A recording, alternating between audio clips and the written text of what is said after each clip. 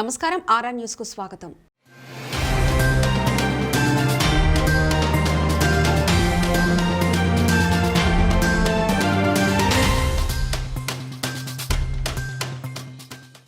ముందుగా ముఖ్యాంశాలు. అలాంటి వాళ్లను నేలకేసుకొడదాం మంత్రి నిరంజన్ రెడ్డి. మిగతా పోస్టులకు నోటిఫికేషన్ ఎప్పుడు? బండి సంజయ్. పేదరికంతో ప్రజలు వైద్యానికి దూరం కాకూడదు సీఎం కేసీఆర్. ఖైరతాబాద్ జలమండలి వద్ద భాజపా కార్పొరేటర్ల ఆందోళన. ఇక వివరాలకు వెళ్తే నల్గొండ పట్టణంలో రోడ్డు విస్తరణ పనులలో భాగంగా తొలగించనున్న 50 ఏళ్లకు పైగా వయసున్న చెట్లకు పునర్జీవం ప్రసాదించాలని గ్రీన్ ఇండియా ఛాలెంజ్ సంకల్పించింది. ఇవే కాకుండా మిగతా 30 చెట్లను ఈ నెల చివరికల్లా అర్బన్ పార్క్, ఎన్ఏఎం రోడ్ మరియు కలెక్టర్ ఆఫీస్ వద్ద నాటేందుకు ఏర్పాట్లు పూర్తి చేసినట్లు తెలిపారు. ఇందుకోసం అధునాతనమైన బారికేన్లను, ప్రొకేన్లను ట్రాన్స్లోకేట్ చేసినప్పుడు చెట్లు మోడుబారకుండా నూతన పద్ధతులను అవలంబిస్తున్నట్లు వివరించారు. ఇందుకోసం వాటర్ ఫౌండేషన్ సాంకేతిక సహకారం కూడా తీసుకున్నట్లు తెలిపారు.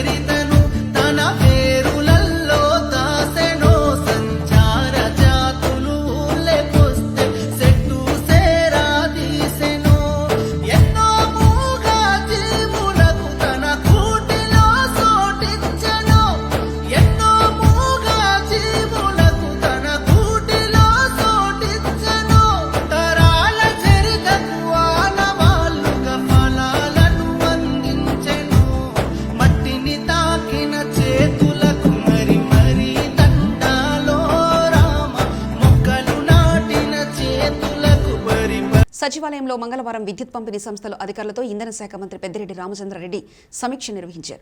ఈ సమీక్షలో ఇంధన శాఖ కార్యదర్శి బి శ్రీధర్, డిస్కమ్ సీఎండీలు J Padma, Janardhan Reddy, K Santoshrao, H Haranath పాల్గొన్నారు. అనంతరం మంత్రి పెద్దిరెడ్డి రామచంద్రారెడ్డి మాట్లాడుతూ డిస్కమ్ సీఎండీలు డివిజన్ స్థాయిలో పర్యటించాలని, గ్రౌండ్ లెవెల్లో విద్యుత్ వినియోగం, సరఫరాపై ఎప్పటికప్పుడు సమీక్షించుకోవాలి, డిస్కంల పనితీరును మరింత మెరుగుపరచాలని అన్నారు.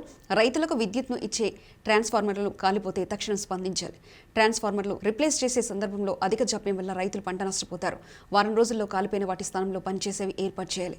రైతులకు ఎట్టి పరిస్థితుల్లోనూ ఇబ్బంది లేకుండా జాగ్రత్తలు తీసుకోవాలి. ట్రాన్స్ఫార్మర్ నాణ్యత విషయంలో రాజీ పడకూడదని తెలిపారు. 3 డిస్కామ్లు ఉన్నాయి, సదరన్, సెంట్రల్ అండ్ ఈస్ట్. వారు ప్రధానంగా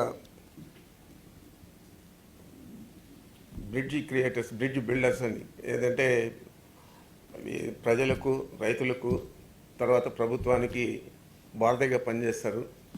వారు పనితీరుని బట్టే ప్రభుత్వం మీద మంచి పేరు కానీ చెడ్డ పేరు కానీ వచ్చే పరిస్థితి ఉంటుంది.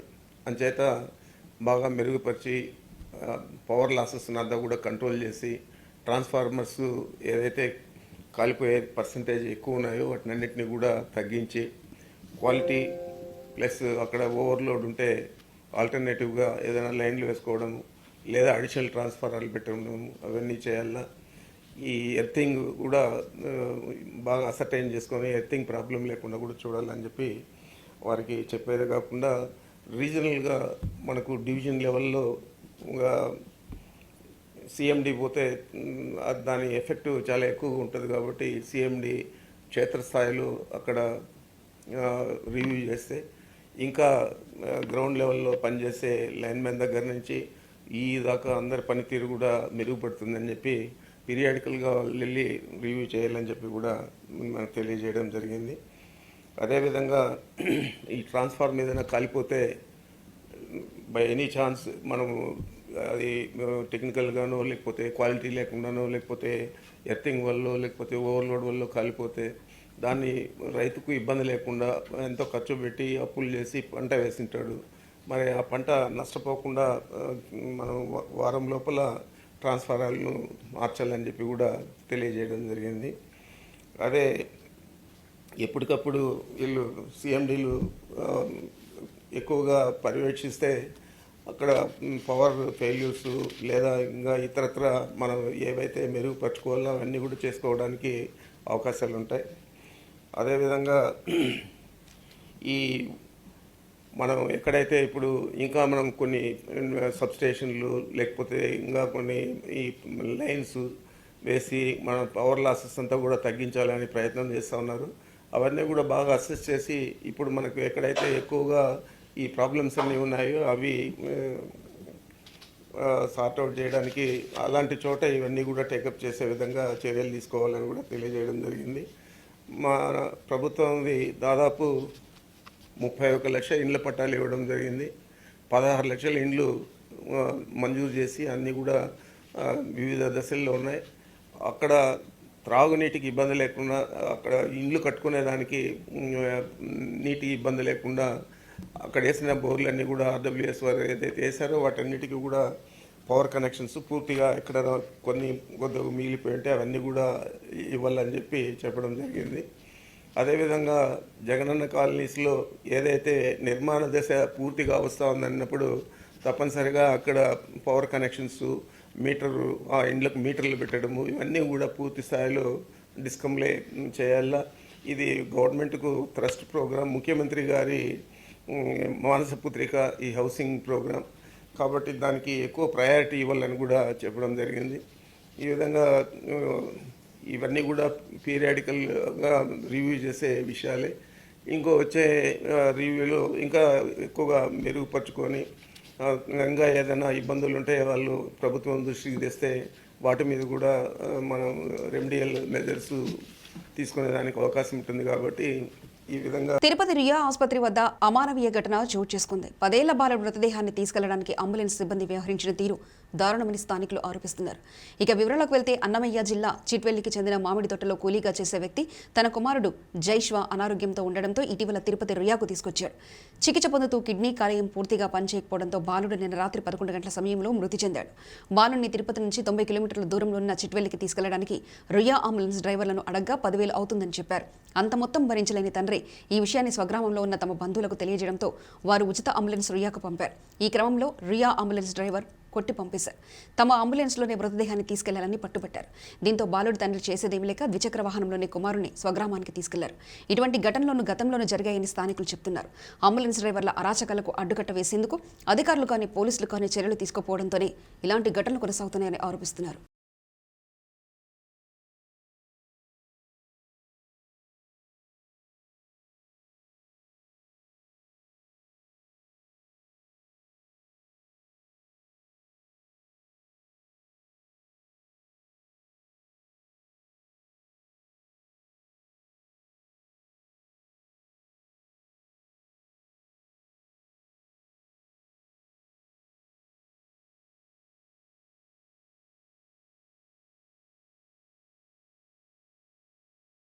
ఎల్బీనగర్ పరిధిలోని గడ్డి అన్నారంలో మల్టీ సూపర్ స్పెషాలిటీ ఆసుపత్రి నిర్మాణానికి ముఖ్యమంత్రి కల్వకుంట్ల చంద్రశేఖరరావు భూమి పూజ చేశారు.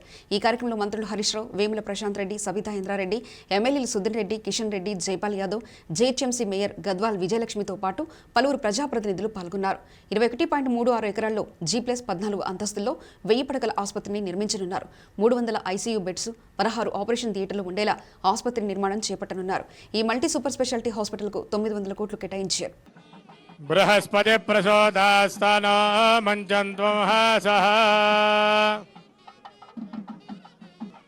మమాగ్ని ओम ममाग्ने वर्चो विहवेश्वस्तु वजन्त्वेन्धानास्तनुवं पुषेम मह्यन्नमन्तां प्रतिशश्चतस्रस्त्वयाध्यक्षेण वृतनाजयेम मम देवा विहवे सन्तु दर्भ इन्द्रावन्तो मरुतो विष्णुरग्निः ममान्तरिक्षमरुगोपमस्तु मह्यं वादपवतां कामे अस्मिन् मयि देवा द्रविडमाय जन्तां मय्याशीरस्तु मयि देवहूतिः देव्या होतारा मनुषन्तपूर्वेरिड्डा स्यामतनुवासुवीराः मह्यं यजन्तु मम यानि हव्याः गोदिः सत्या मनसो मे अस्तु येनो मानिगाङ्गतमज्जनाहं विश्वे देवासो अधिवोचता मे देवी शलुर्वेरुणः कृणोत विश्वे देवास इह वीरयध्वं माहास्महि प्रजया मातनोभिर्मारधामद्विशते सोमराजन् अग्निर्मन्युं प्रतिनुदन् पुरस्ताददब्धो गोपाः परिपाहिनस्त्वं प्रत्यञ्जयन्तु निगतः पुनस्ते मयिषां चित्तं प्रबुधां विनेशतु धाता धातॄणां भुवनस्य यस्पतिर्देवगो बृहस्पतिः ध्रुवन्त इन्द्रश्चाग्निश्च राष्ट्रं धारयता ध्रुवं ध्रुवेन हविषा तस्मै देवा अतिब्रुवन् अयन्तु ब्रह्मणस्पतिः हिरण्यपात्रं मधो पूर्णं ददाति मदव्य बृहस्पतिं सर्वगणं स्वस्तये स्वस्तयादित्यासो भवन्तु नः श्वे देवानो अद्य स्वस्तये वैश्वानरो वसोरग्ने स्वस्तये देवावन्द्रभव स्वस्तये स्वस्ति नो रुद्रपात्वंहासः स्वस्ति मित्रावरुणा स्वस्ति पथ्ये रेवते स्वस्ति न इन्द्रश्चाग्निश्च स्वस्ति नो अदिते माङ्गल्ये शिवे सर्वार्थसाधिके शरण्ये त्र्यम्बके गौरि नारायणि नमोऽस्तुते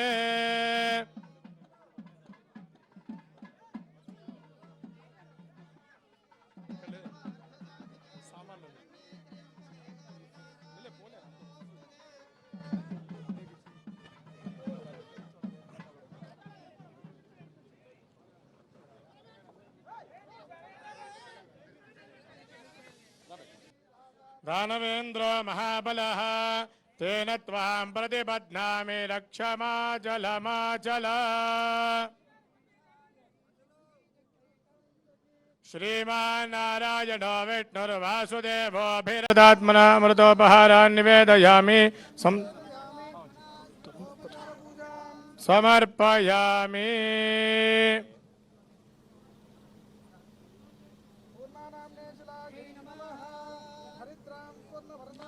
देवमन्यङ्गनाधृतां घण्टालङ्करणार्थाय सङ्करणेष्वमयार्पिता कुङ्कुमं सर्वसौभाग्यसूचकं फालभूषणं स्वीकुरुष्व जगन्नाथ जपाकुसुमभासुरा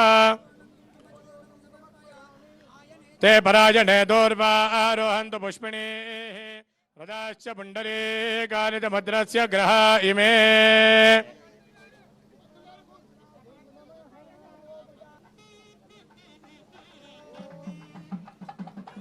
ध्रुवन्ते राजा वरुणो ध्रुवं देवो बृहस्पतिः ध्रुवन्त इन्द्रश्चाग्निश्च राष्ट्रं धारयतां ध्रुवम् तस्मै देवा अतिब्रुवन् अयन्तु ब्रह्मणस्पतिः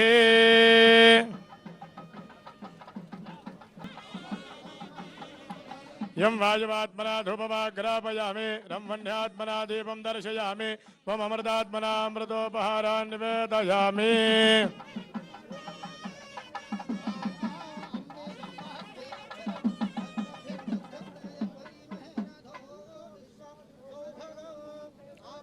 स्वसमेतु ते विश्वतः सोमवृष्णिजं भवावाजस्य सङ्गते ओम आप्याय स्वसमेतु ते विश्वतः सोमवृष्णियं भवावाजस्य सङ्गते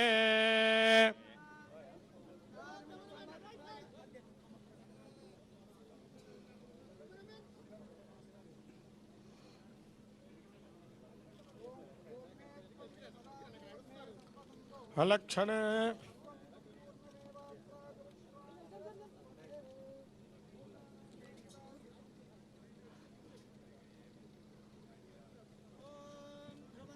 राजा वरुणो ध्रुवं देवो बृहस्पतिः ध्रुवन्त इन्द्रश्चाग्निश्च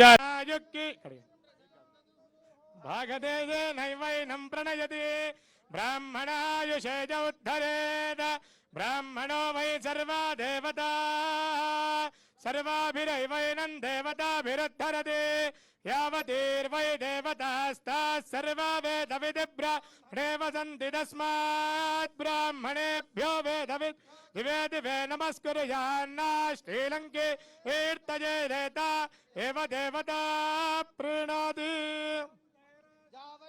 ध्रुवं देवो बृहस्पतिः ध्रुवन्त इन्द्रश्चाग्निश्च राष्ट्रं धारयत ध्रुवम्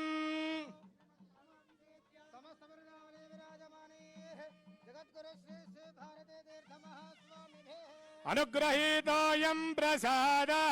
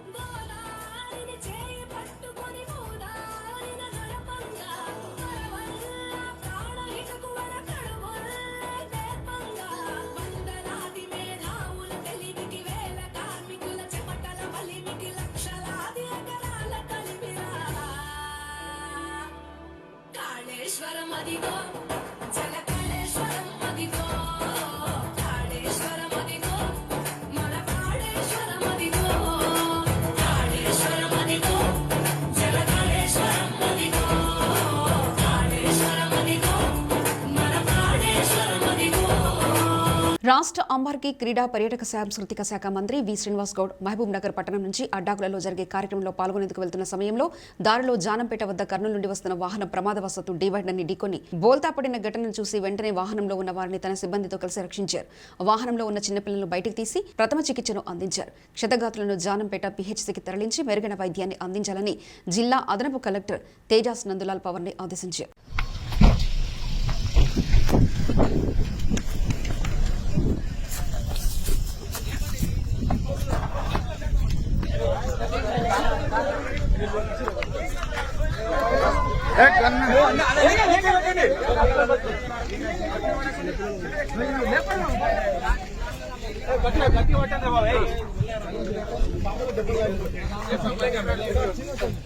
బాబు జరగండి మంచిగా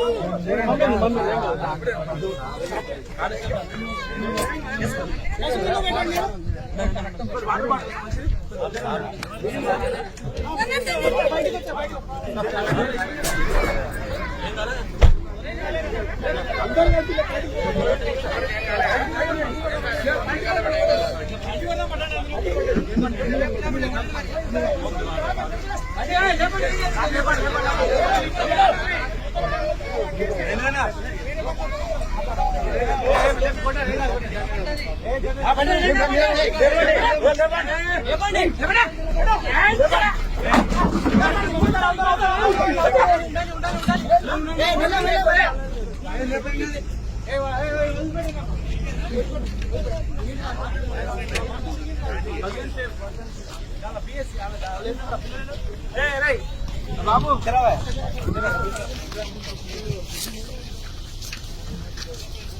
జరగండి.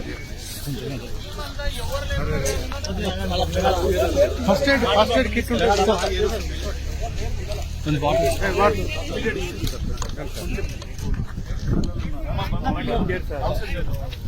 చాలా లక్కీ ఫెలోస్.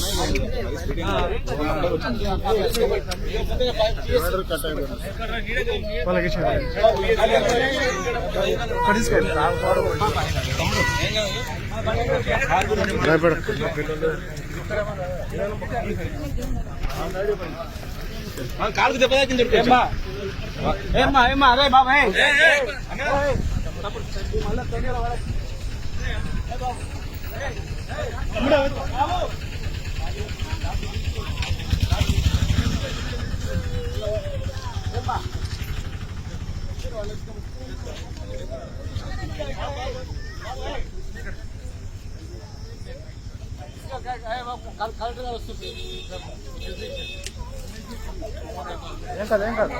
అరే ఇక్కడ బ్లడ్ వస్తుంది. Water bike cotton first aid ఉంటుంది చూడు.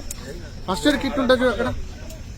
తొలి నుంచి తెలంగాణను వ్యతిరేకించిన వాళ్లు ఇప్పుడు కూడా కుట్రను పన్నుతున్నారని రాష్ట్ర మంత్రి సింగిరెడ్డి నిరంజన్ రెడ్డి ఆరోపించారు. తెలంగాణ పునర్నిర్మాణ బాధ్యతను గురుతరంగా భావించి ముందుకెళ్తామని చెప్పారు. తెలంగాణ భవన్లో నిర్వహించిన మీడియా సమావేశంలో మంత్రి మాట్లాడారు. ఉద్యమానికి దూరంగా ఉన్న వాళ్లు వ్యతిరేకులు ఇవాళ ఇష్టారీతిన మాట్లాడుతున్నారని, తెలంగాణ వ్యతిరేకులను సరైన సమయంలో నేలకెసుకొడతామని వ్యాఖ్యానించారు. రాష్ట్ర 7 ఏళ్ల సగటు అభివృద్ధి రేటు 11.7%, దేశ సగటు అభివృద్ధి రేటు 6%అని చెప్పారు. ఎవరి ఆర్థిక వృద్ధి ఎక్కువ ఉందో ప్రజలు గమనించాలని మంత్రి నిరంజన్ రెడ్డి కోరారు. మొన్న కేటీఆర్ గారు కూడా చెప్పినారు. పలు సందర్భాల్లో మా మంత్రులు, పార్టీకి సంబంధించిన ప్రతినిధులు కూడా వివిధ చర్చల సందర్భంగా కూడా చెప్తా ఉన్నారు.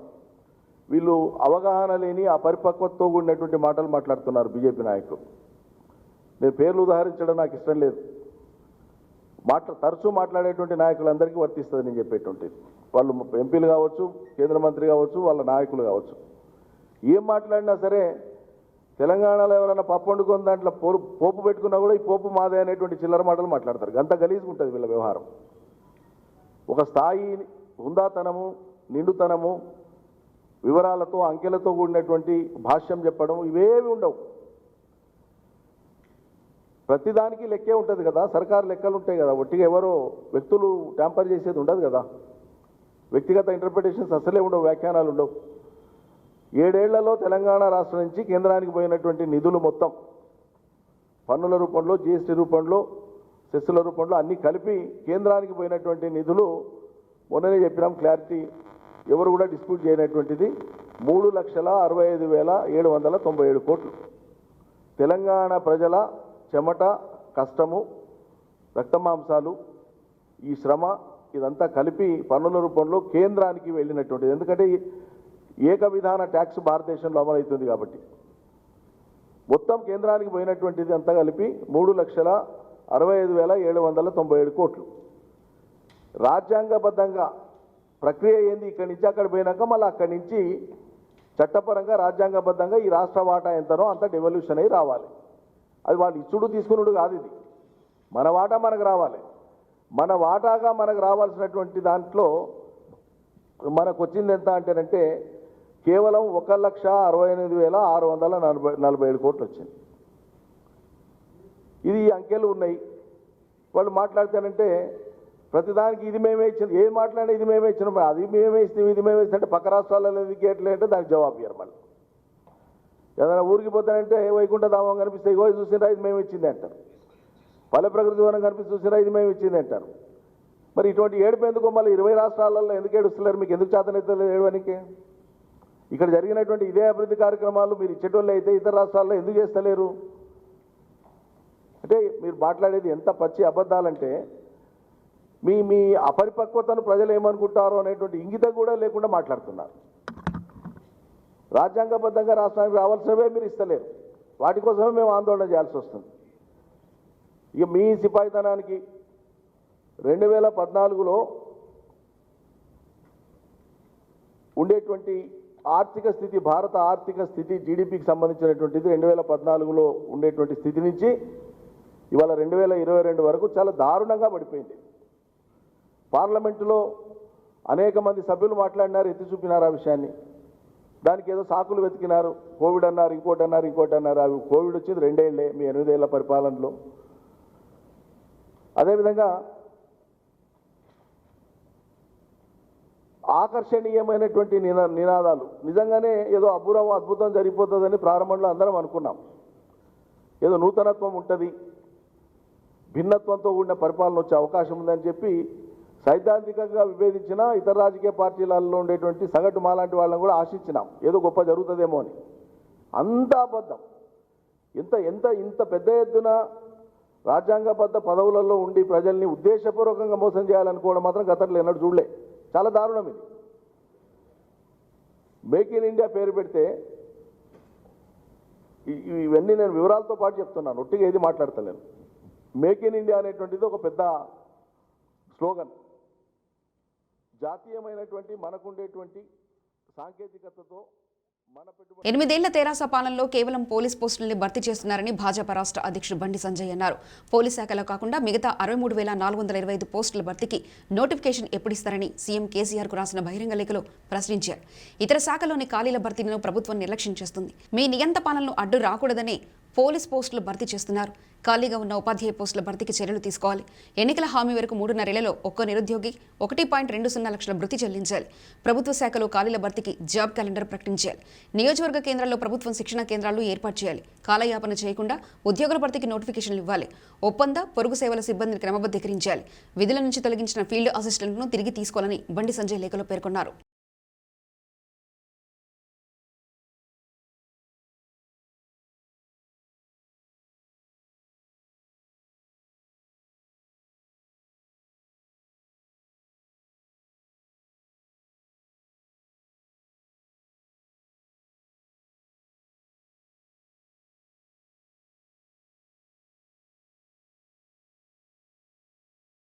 హైదరాబాద్లో తాగునీటి సమస్యను పరిష్కరించాలనే డిమాండ్తో ఖైరతాబాద్ జలమండలి వద్ద భాజపా కార్పొరేటర్లు ఆందోళన చేపట్టారు. మాజీ ఎమ్మెల్యే చింతల రామచంద్రారెడ్డి ఆధ్వర్యంలో ధర్నా నిర్వహించారు. కలుషిత నీటిని నివారించాలంటూ కార్పొరేటర్లు నినాదాలు చేశారు. ఖాళీ కుండలతో నిరసన తెలిపారు. భాజపా నాయకులు గౌతమ్ రావు, శ్రీశైలం గౌడ్, శ్యామ్ సుందర్ గౌడ్ తదితరులు పాల్గొన్నారు. ఈ సందర్భంగా చింతల రామచంద్రారెడ్డి మీడియాతో మాట్లాడారు. నగరంలో కలుషిత నీళ్లు తాగి ప్రజలు ఆసుపత్రి పాలవుతున్నారు. ప్రభుత్వం కలుషిత నీటిని అరికట్టడం లేదు. నిజాం కాలంలో వేసిన పైప్ లైన్లే ఇప్పటికే ఉన్నాయి. కాంగ్రెస్, తెలుగుదేశం పార్టీ ప్రభుత్వాలను విమర్శించిన కేసీఆర్ అధికారంలోకి వచ్చి 8 ఏళ్లైనా సమస్యలు ఎందుకు పరిష్కరించడం లేదు? హైదరాబాద్ నుంచి వచ్చే ఆదాయాన్ని ఎక్కడ ఖర్చు చేస్తున్నారో చెప్పాలి. వర్షాకాలం సమీపిస్తున్నా నాలల్లో పూడిక తీయడం లేదు. శివారు ప్రాంతాల్లో తీవ్ర సమస్యలు జలమండలి గాలికి వదిలేసింది. రాష్ట్ర ప్రభుత్వం వాటర్ బోర్డుకు ఇస్తానన్న 500 కోట్లు వెంటనే విడుదల చేయాలి. గ్రేటర్ హైదరాబాద్ పరిధిలో కలుషిత నీళ్ల కారణంగా చనిపోయిన వారి కుటుంబాలకు పరిహారం ప్రకటించాలి. త్రాగునీటికి, డ్రైనేజీకి కొత్త పైపులను వేయాలి. 10 రోజుల్లో సమస్యలు పరిష్కరించకపోతే హైదరాబాద్ దిగ్బంధిస్తాం. నగరంలో మంచినీటి సరఫరా అరకొరగా ఉన్నప్పటికీ మద్యం మాత్రం ఏరులై పారుతుంది. కేంద్ర సహకారంతో కేంద్ర మంత్రి కిషన్ రెడ్డి రాష్ట్రంలో రహదారులు, వివిధ రకాల అభివృద్ధి పనులు చేస్తున్నారు. సీఎం కేసీఆర్, మంత్రులు కేటీఆర్, హరీష్ రావులు ఈ విషయంపై చర్చకు వస్తే ఎప్పుడైనా సిద్ధమే. నగరంలో పేద ప్రజల త్రాగునీటికి ఇబ్బందులు పడుతున్నా నిధులు కేటాయించడంలో ప్రభుత్వం విఫలమైంది. ప్రతి వార్డులో నీటి సరఫరా కోసం అధునాతన యంత్రాలను ఏర్పాటు చేయాలి. మురుగు సమస్యల పరిష్కారంలో హైటెక్ మిషన్ తెప్పించి శుభ్రపరచాలని చింతల రామచంద్రారెడ్డి డిమాండ్ చేశారు.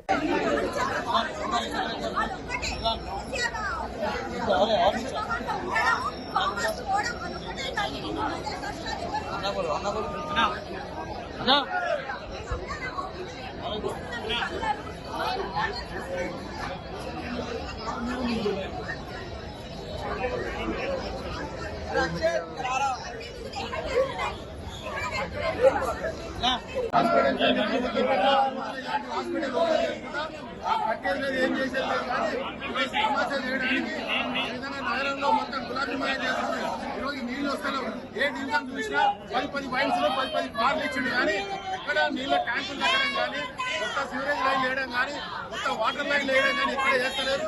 ఈరోజు జిహెచ్ఎంసీ నుంచి హెచ్ఎండబ్ల్యూఎస్ కు ట్రాన్స్ఫర్ అయినటువంటి శాఖ మొత్తం కూడా నగర శివార్లలో వంచెండిపోతుంది. మంచినీళ్ళతో వచ్చినా కూడా కలుషిత వాటర్ వస్తుంది. ఎక్కడ కొత్త లైన్ చేస్తున్నారు. బాలకిషోర్ మొత్తం ప్రగతి భవన్ చుట్టూ తిరగడానికి ఆయన ఒక టీఆర్ఎస్ కార్యకర్తలు అయింది. కానీ ఇక్కడ కార్పొరేటర్లు కానీ గ్రౌండ్ లెవెల్ వెళ్ళి ఇక్కడ పరిస్థితి వచ్చింది. మనుషులు చనిపోయారు కలుషిత నీటితోటి. నగర శివార్ల డ్రైనేజీలు లేవు, వాటర్ ఇబ్బంది అవుతుంది. బిల్లులు మాత్రం విపరీతంగా పిలుకోబోతున్నారు. అలాంటి సమస్యలు అడగడానికి వస్తే ఇక్కడ మాత్రం ఆయన కనీసం అపాయింట్మెంట్ కూడా ఇస్తలేడు ఎవరికి.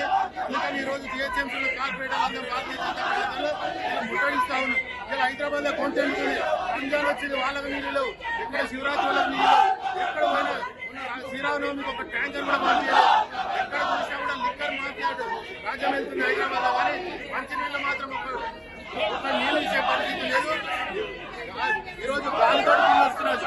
20,000 లీటర్లు కూడా అడిగింది. నేను అడిగిన లీటర్లు మంచినీళ్ళు ఫ్రీ అని అడగకపోయినా కూడా ఈరోజు 20,000 లీటర్లు ఫ్రీ అని చెప్పేసి అందరికీ బిల్లులు పంపిస్తున్నారు. ఎల్బీ నగర్ నియోజకవర్గం కొత్తపేట ఫ్రూట్ మార్కెట్ నందు సూపర్ స్పెషాలిటీ హాస్పిటల్ శంకుస్థాపనకు తెలంగాణ రాష్ట్ర సీఎం కేసీఆర్ పర్యటన సందర్భంగా మన్సూరాబాద్ డివిజన్ కార్పొరేటర్ కొప్పుల నరసింహారెడ్డి మరియు బీజేపీ నాయకులకు కార్యకర్తలను ఆయన కార్యాలయ సమీపంలో పోలీసులు ముందస్తు అరెస్టు చేశారు.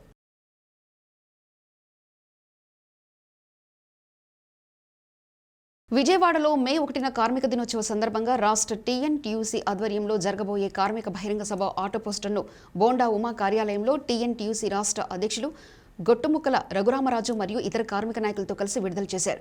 కార్మిక దినోత్సవ రోజు విజయవాడలో టీడీపీ అనుబంధ విభాగమైన టీఎన్టీయూసీ ఆధ్వర్యంలో ఎన్నడలేని విధంగా వేలాది మంది కార్మికులతో భారీ బహిరంగ సభ నిర్వహించడం జరుగుతుందని, ఈ సభకు రాష్ట్ర నలుమూలల నుండి ప్రతి ఒక్క కార్మికుడు హాజరై కార్మికుల ఐక్యత చాటి చెప్పాలి, వైసీపీ ప్రభుత్వం కార్మికులకు చేస్తున్న వ్యతిరేక విధానాలను ఎండగట్టాలని పిలుపునిచ్చారు.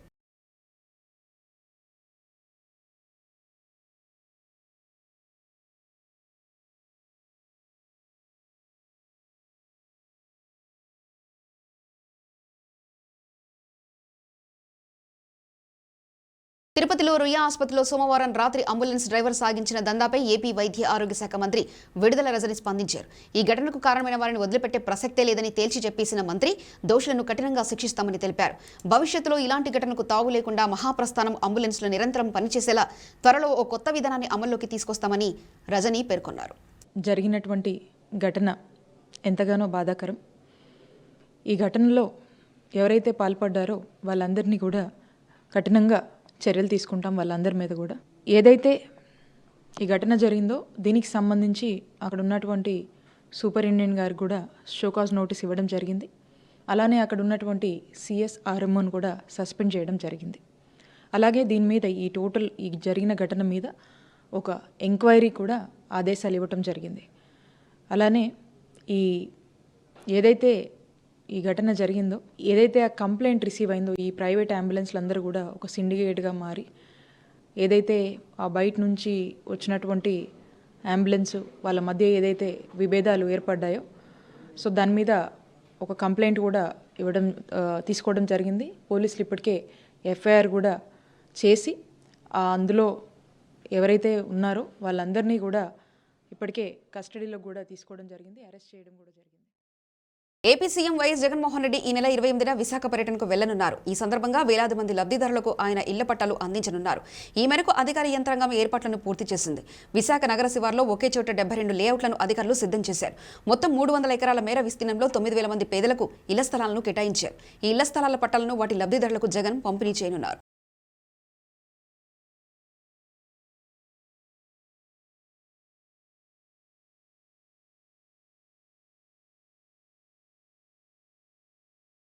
వార్తలు ముగించే ముందు ముఖ్యాంశాలు మరోసారి చూద్దాం.